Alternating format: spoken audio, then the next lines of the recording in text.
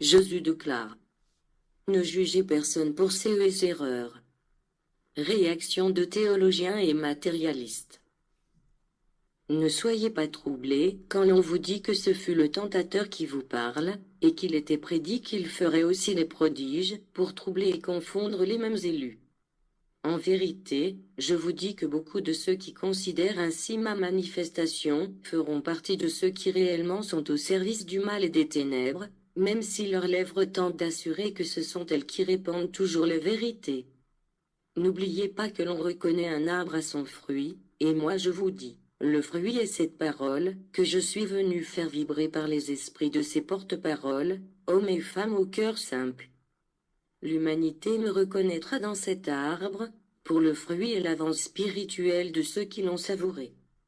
L'œuvre spiritualiste trinitaire mariale commencera à s'étendre, provoquant une véritable alarme pour un grand nombre qui, croyant avoir étudié et compris les leçons qu'auparavant ils reçurent du Père, s'étaient enorgueillis de leur connaissance dans leur philosophie et dans leur science, mais sans pour autant se rendre compte de l'évolution spirituelle atteinte par l'humanité. Au réveil de leur léthargie, ils se rendront compte de la manière de penser et de sentir de l'esprit des hommes. Ils lanceront des anathèmes contre ce qu'ils dénommeront les idées nouvelles et propageront la rumeur que ce mouvement a été provoqué par l'Antéchrist. Alors, ils auront recours aux Écritures, aux prophéties et à ma parole, que je vous léguais au second temps, pour tenter de combattre ma nouvelle manifestation, mes nouvelles leçons et tout ce que je vous avais promis et qu'aujourd'hui je suis en train d'accomplir. Ma parole, des lèvres de mes disciples et par le biais d'écrits, aboutira même à ceux qui n'admettent rien qui soit au-delà du matériel ou qui échappe à leur connaissance et concept préétablis, et ils m'appelleront faux Dieu pour vous avoir livré cette parole.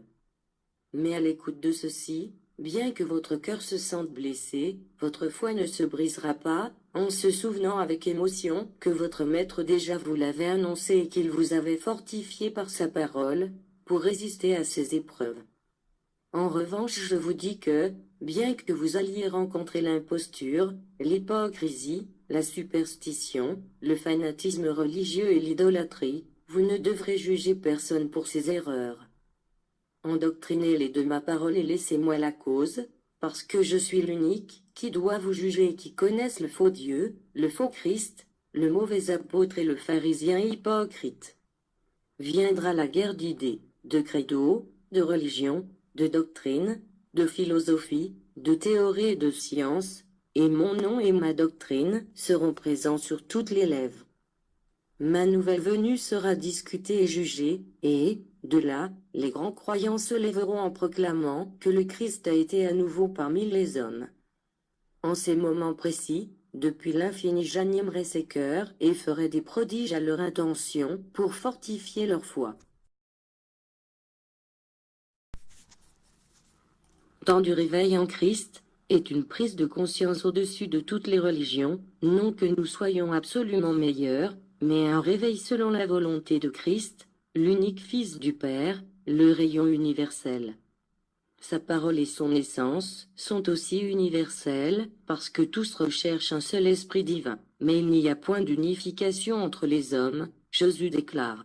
Je ne vois pas la même foi en eux, la même élévation et la même connaissance, et c'est pour cela que je viens comme Saint-Esprit afin de les unifier en moi, pour les perfectionner au moyen de ma doctrine de vérité, avec ma parole immuable, avec ma loi de justice et d'amour.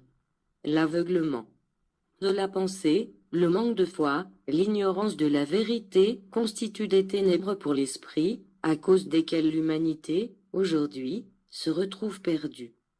Combien se sont multipliés les hommes qui marchent sans savoir où ils vont, et sans d'ailleurs que cela les préoccupe.